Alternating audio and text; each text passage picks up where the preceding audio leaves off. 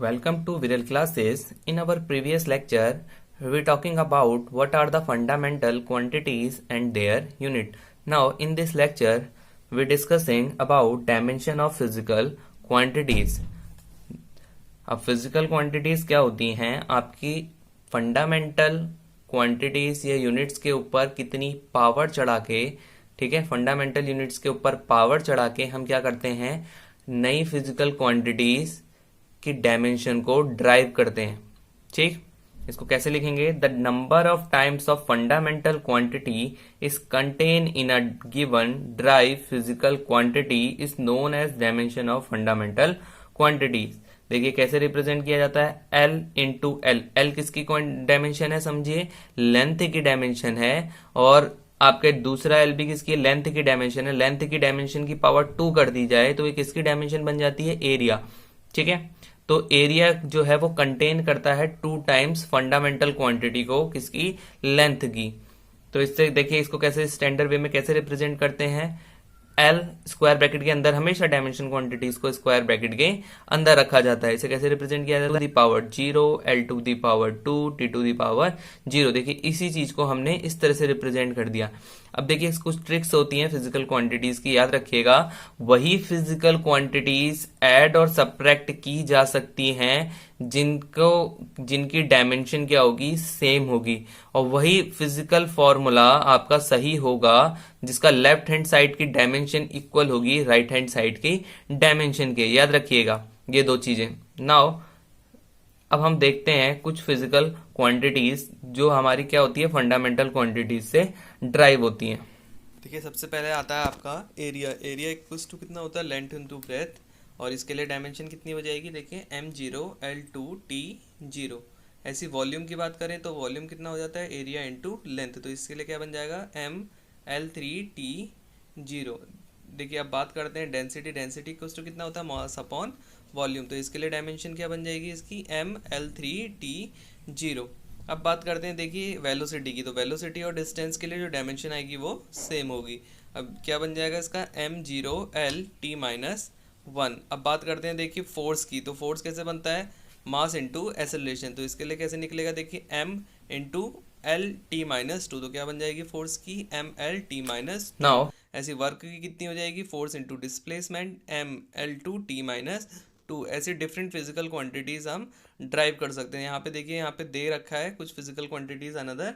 आप क्या कर सकते हैं? दोनों को पॉज करके इसकी फोटो क्लिक कर सकते हैं. नाउ अब बात करते हैं कि इन डायमेंशन क्वांटिटीज का हम यूज कहाँ कर सकते हैं. ठीक है, अब आगे बात करते हैं कि यूजेस ऑफ डायमेंशन एनालिसिस का. देखिए डायमेंशन एनालिसिस क्या होता है? डायमेंशन एनालिसिस का यूज क्या होता है? सबसे पहला जो यूज होता है conversion of one system of units into another system. अब हमको पता है फिजिकल क्वांटिटीज को हम कैसे लिख सकते हैं? x equals to n u, जहां n क्या होता है? नंबर होता है, u क्या होता है? यूनिट होता है. हमेशा इसी तरह से लिखी जाती है कोई भी फिजिकल क्वांटिटीज. तो समझिए डिफरेंट सिस्टम्स होते हैं. जैसे एक सिस्टम हमारे पास एसआई सिस्टम है, दूसरा सिस्टम हमारे पास सीजीएस सिस्टम है. तो अगर एक सिस्टम में लेंथ को हम मेजर करते हैं मीटर में, तो दूसरे सिस्टम को हम किस में करेंगे? सेंटीमीटर में. तो डिफरेंट सिस्टम में डिफरेंट चीजों से मेजर की जाती है फंडामेंटल क्वांटिटीज. नाउ बात करते हैं एक फिजिकल क्वांटिटी एक सिस्टम में कैसे दिखाई जाती है? जैसे m1 l1 t1 इसके उसमें दिखाई जाती है. तो कैसे? और दूसरे सिस्टम में सेम फिजिकल क्वांटिटीज के लिए हम क्या लेते हैं? फंडामेंटल क्वांटिटी हमारी m2 l2 t2. तो एक सिस्टम में हमारे पास जो फिजिकल क्वांटिटी है वो क्या बन जाती है? x equals to m1 square bracket m1 to the power a l to the power b t1 to the power c. ऐसी दूसरी उसमें physical quantity, same physical quantity दूसरे सिस्टम में कैसे रिप्रेजेंट की जाएगी? n2 equals to m to the power a, l to the power b, t to the power c.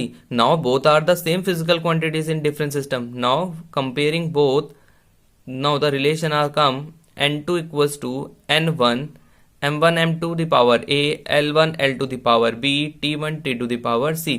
इसको समझते हैं एक क्वेश्चन के जरिए. एग्जाम्पल लीजिए, एक 10 जूल को हमको कन्वर्ट करना है अर्ग में. ठीक है, यूजिंग द डायमेंशन एनालिसिस. अब हमको पता है जूल हमारी किसकी यूनिट है? वर्क की यूनिट है. और हमने अभी देखा था कि वर्क के लिए हमारे पास डायमेंशन क्या हो जाती है? ml2t⁻²। अब देखिए m टू दी पावर कितनी है, a का मतलब 1, l की पावर मतलब b equals to 2 and c to the power कितनी है, c की पावर कितनी हो जाएगी, मतलब t की पावर कितनी, उसको क्या कहेंगे हम, c -2। अब SI सिस्टम में देखिए मास को कैसे रिप्रेजेंट किया जाता है, केजी में, लेंथ को किस में कन्वर्ट रिप्रेजेंट किया जाता है, मीटर में, टाइम को किस में रिप्रेजेंट किया जाता है, सेकंड में। ऐसे सीजीएस सिस्टम में देखिए मास को किस में रिप्रेजेंट किया जाता है, केजी में, लेंथ को किस में किया जाता है, सेंटीमीटर में, एंड टाइम को किस में किया जाता है, सेकंड में। तो जनरली देखिए तीनों ही सिस्टम्स, हम जनरली 3 सिस्टम यहाँ पे पढ़ेंगे, तो तीनों ही सिस्टम में टाइम हमेशा सेकंड में ही मेजर किया जाएगा, ये चीज का ध्यान रखिएगा। अब हमारे पास देखिए ये फॉर्मूला होता है, कन्वर्ट करना था, तो n1 इक्वल टू कितना है, 10 है, और n2 हमको पता नहीं है। तो देखिए अभी हमने देखा था हमारे पास जो फॉर्मूला होता था, क्या होता था, अगर हमको नए उसके लिए फाइंड आउट करना है तो n2 equals to n1 m1 upon m to the power a, l1 upon l to the power b, t1 upon t to the power c। अब a की वैल्यू हमको पता थी, डायमेंशन एनालिसिस से dimension देखी थी हमने वर्क की 1, b की कितनी है, कितनी थी, 2 थी, ठीक है, यहाँ पे मैं लिखना भूल गया हूँ, सॉरी। b की वैल्यू कितनी थी, 2, एंड c की वैल्यू कितनी थी, -2। हमने पुट कर दिया, देखिए केजी है और नीचे क्या है, ग्राम है, तो केजी से ग्राम नहीं कट सकता, तो केजी को हमको ग्राम में कन्वर्ट करने के लिए क्या करना पड़ेगा, 1000 में कन्वर्ट करना पड़ेगा, तभी ग्राम से ग्राम कैंसिल आउट हो जाएगा। ऐसे मीटर को सेंटीमीटर में कन्वर्ट करने के लिए क्या करना पड़ेगा, 100 से मल्टीप्लाई कर देना पड़ेगा, ठीक है, फिर कैंसिल आउट, सेकंड तो सेकंड से कट ही जाएगा, और 1 की पावर कितनी भी हो क्या आएगा, हमेशा 1 ही आती है वैल्यू। तो देखिए यहाँ से 10 to the power 1, 10 to the power 3, 10 to the power 4, तो कितना हो जाएगा हमारे पास, 10 टू द पावर 8, ठीक है। तो यहां से क्या रिलेशन आ गया, 1 joule equals to 10 to the power 8 erg. ऐसी सेकंड इसका यूज क्या है, डायमेंशन, डायमेंशन का देखिए सेकंड यूज है checking the correctness of the given physical quantities. देखिए एक फिजिकल रिलेशन हमारे पास है, Fs equals to half mv² minus half mu²। ये हमारे पास क्या है, वर्क एनर्जी थ्योरम का हमारे पास जो ड्राइव होती है एक रिलेशन की, जो हमारा काम होता है, कोई भी हम जो वर्क करते हैं वो हमारा किसका, काइनेटिक एनर्जी के डिफरेंस के इक्वल होता है। ये रिलेशन हम आगे ड्राइव करेंगे। नाउ यहाँ पे हम सिर्फ ये इस चीज को लेते हैं और कोशिश करते हैं कि ये करेक्ट है या नहीं, इसको चेक करने की। नाउ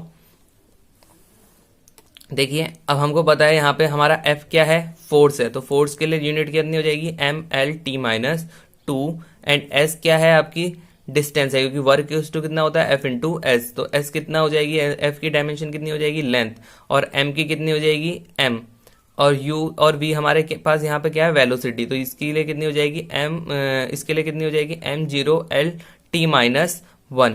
अब देखिए सारी डायमेंशन हमने निकाल दी है, अब हम इनको क्या करेंगे, अपने इस फॉर्मूले में पुट कर देंगे। देखिए हमने पुट कर दिया mlt-2 l mlt-1 whole to the power 2 minus mlt-1 whole to the power 2। देखिए रिलेशन देखिए सेम आ गया, l to the power 2 t to the power -2। अब देखिए लेफ्ट हैंड साइड में जो डायमेंशन है वही राइट हैंड साइड की भी डायमेंशन है, तो ये रिलेशन हमारा करेक्ट हो गया, क्योंकि हमको पता है वही हमारी फिजिकल क्वांटिटीज ऐड और सबट्रैक्ट हो सकती है जिनकी डायमेंशन सेम हो, और लेफ्ट हैंड साइड की जो डायमेंशन होगी ओवरऑल वो राइट हैंड साइड की डायमेंशन के इक्वल आनी चाहिए। अब थर्ड इसका यूज क्या होता है, to derive the relationship among various physical quantities. अब वेरियस फिजिकल क्वांटिटीज को ड्राइव करने के लिए हम इसका यूज करते हैं। देखिए इसको एग्जांपल से समझते हैं। Drive dimension of expression for the centripetal force acting on a particle of mass m moving with a velocity v in a circle of radius r।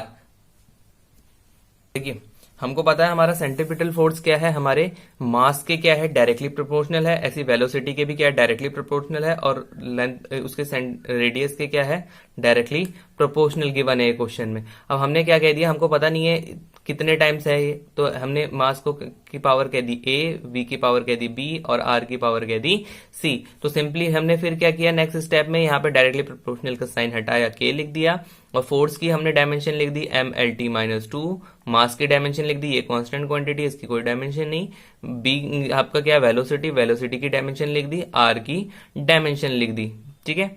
अब देखिए a b c इसके साथ साथ चलते रह रहे हैं। अब हमने क्या किया, सिंपली इनको एक साथ मर्ज कर दिया, तो क्या बन जाएगा, अब m to the power a, l to the power b plus c and t to the power minus b। तो यहाँ सिंपल कंपेयर किया तो m की पावर यहाँ कितनी है 1 और यहाँ कितनी है a, तो क्या बन जाएगा a इक्वल टू 1। ऐसी b plus c equal to कितना है 1, तो b plus c equal to कितना हो जाएगा 1। यहाँ पे t की पावर कितनी है यहाँ पे इस साइड माइनस b और इस साइड कितनी है -2, तो कंपेयर करेंगे तो कितना हो जाएगा b इक्वल टू +2। अब यहाँ पे b की वैल्यू +2 यहाँ रखेंगे तो यहाँ +2 यहाँ आके कितना हो जाएगा -2 और -2 से +1 ऐड होगा तो कितना आ जाएगा -1। अब a b c की वैल्यू हम क्या करें अपने फॉर्मूले में पुट कर दें, तो नया रिलेशन हमारे पास क्या आता है f equal to k m v square upon r। तो हम किसी भी रिलेशन को ड्राइव करने के लिए भी हम क्या करते हैं, हम डायमेंशन एनालिसिस का यूज करते हैं। अब बात करते हैं limitations of dimension analysis. Dimension analysis की लिमिटेशंस क्या है। सबसे पहले तो देखिए हमने अभी एक रिलेशन ड्राइव किया तो इस रिलेशन में हमने k की वैल्यू हम यहाँ से फाइंड आउट नहीं कर पाए कि इस k की क्या वैल्यू होगी, ठीक है। अब सेकंड क्या है, अब डायमेंशन एनालिसिस में देखिए हम बात करते हैं जब भी हम कंपेयर कर रहे होते हैं m l t, तो तीन ही डायमेंशंस की बात कर रहे होते हैं। बाकी फिजिकल डायमेंशंस भी तो होती हैं तो उनके बारे में ज्यादा हम इसको क्या करते हैं ब्रॉड लेवल में स्टडी नहीं कर रहे होते हैं, तो इसकी लिमिटेशन ये क्या हो जाता है लिमिटेड हो जाता है जो हम कंपेयर करके निकाल रहे होते हैं, ठीक। थर्ड हमारे पास क्या है, अगर हम इस तरह का रिलेशंस निकालें जैसे कैसे s equals to u t plus half a t square और v square minus u square equals to 2as, इस तरह के रिलेशन हम नहीं निकाल पाते हैं डायमेंशन एनालिसिस की मदद से। क्यों, देखिए क्योंकि डायमेंशन एनालिसिस की मदद से हम ये हाफ की जो वैल्यू ये पता ही नहीं कर सकते, ठीक है। और जैसे यहाँ पे 2 आया है तो ये पता ही नहीं कर सकते, अगर डायमेंशन एनालिसिस से हम चेक करें और यहाँ पे से 2 हटा दें तब भी ये रिलेशन करेक्ट आएगा, यहाँ पे से हाफ हटा दें तब भी ये रिलेशन क्या आएगा करेक्ट आएगा, बट ये रिलेशन करेक्ट नहीं होगा। अगर आप बात करते हैं देखिए कौन सी डायमेंशन एनालिसिस की मदद से हम trigonometric, logarithmic, exponential and complex quantities को हम क्या करते हैं को इन्वॉल्व नहीं करते हैं डायमेंशन एनालिसिस में। ये भी हमारा क्या है एक तरह की लिमिटेशंस है। देखिए डायमेंशन एनालिसिस वही अभी जो हमने बात करी, देखिए अगर हम बात करते हैं v इक्वल्स टू हमारा 1/l अंडर रूट f/m, ये रिलेशन क्या है रॉन्ग है, बट हमको कैसा दिखेगा डायमेंशन एनालिसिस की मदद से सही लगेगा। बट सही रिलेशन क्या होता है 1/2l अंडर रूट f/m, मतलब जो ये 1 और 2 हमारे पास जो आगे कांस्टेंट वैल्यू होती है इनके बारे में डायमेंशन एनालिसिस कुछ नहीं बताता, ट्रिग्नोमेट्रिक फंक्शंस के बारे में कुछ नहीं बता रहा, लॉगरिथमिक के बारे में कुछ नहीं बता पाता, एक्सपोनेंशियल फंक्शन और कॉम्प्लेक्स फंक्शंस के बारे में कुछ नहीं बताता, ठीक है। तो ये हमारे पास क्या होती है डायमेंशन एनालिसिस की लिमिटेशंस होती हैं। Now in next lecture we talking about significant figures and error. I hope आज का लेक्चर आपको समझ में आया होगा। God bless you all.